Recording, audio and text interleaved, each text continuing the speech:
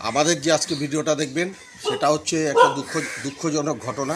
সেই ঘটনাটা হচ্ছে যে বন দপ্তর ওয়াইল্ড লাইফের যে তালিকা থাকে সেই তালিকা থেকে মানে শিডিউল থেকে বাদরকে বাদ দেওয়া হয়েছে।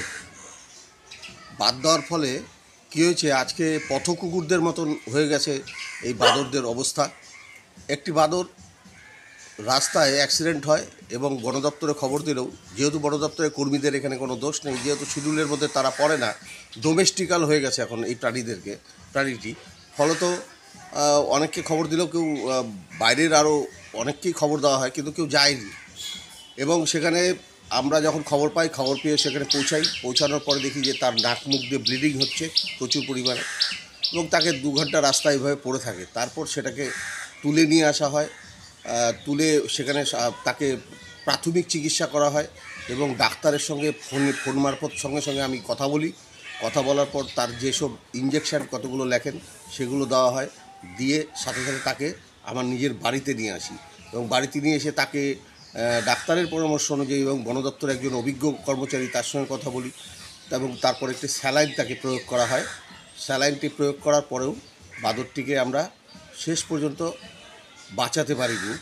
কিন্তু দুঃখজনক ঘটনা হচ্ছে এটাই যে এই বন দপ্তর মানে তথা ভারত সরকারের থেকে বিশেষভাবে আমরা আবার পুনরায় দাবি করব যে এই বন্যপ্রাণীটিকে শিডিউলের অন্তর্ভুক্ত করবার জন্য। কারণ এরা হচ্ছে মূলত বনেই বসবাস করে, ফলমূল খেয়ে বেঁচে থাকে। আজকে বিভিন্ন এলাকার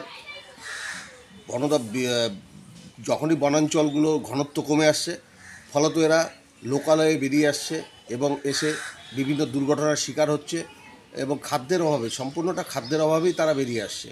তো এই জায়গাটায় যদি মানে খুব দুঃখজনক ঘটনা যে আজকে বাদর প্রজাতি, এই বাদররা ঠিক মানুষের সঙ্গে সংঘাত হয়তো অতটা হচ্ছে না, কিন্তু মানুষের বিভিন্ন জায়গায় গিয়ে খাবারের সন্ধানে বাড়িতে গিয়ে উৎপাত করছে বিভিন্ন সময় খিদের চোটে।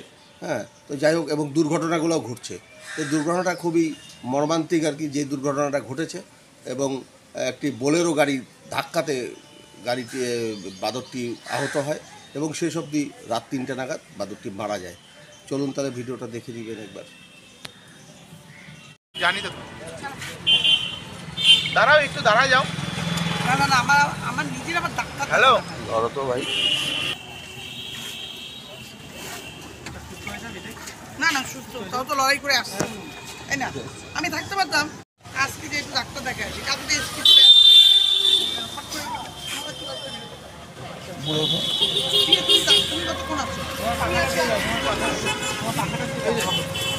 একটা পাইছে একটা পায় নেই, যে ওটা মনে এখান থেকে ভালো ভিডিও চলেছে তোমার আসলে আমার তুই চিনি ভাই, তোমার আমার চিনি চাপিস না। ভিডিও কিন্তু ভালো হবে। কর্ম করিয়েছে ফলটা আলাদা হবে, মনিটাইজেশন হয়নি না? চালাইতে যাবো, হবে ভিডিও তো ভালোই হবে। কষ্ট খালি করেছে দেখা যাবে। মানে ওই চেংড়াটা যেটা মহিলা সাথে যেটা আয়ুর্বেদিকের দোকানের কাজ করে না, কোনটি? ওই তো আয়ুর্বেদিকের দোকান।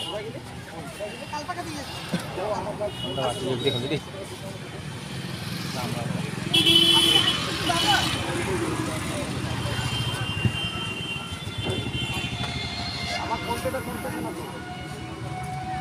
মাথায় লাগছে আমার।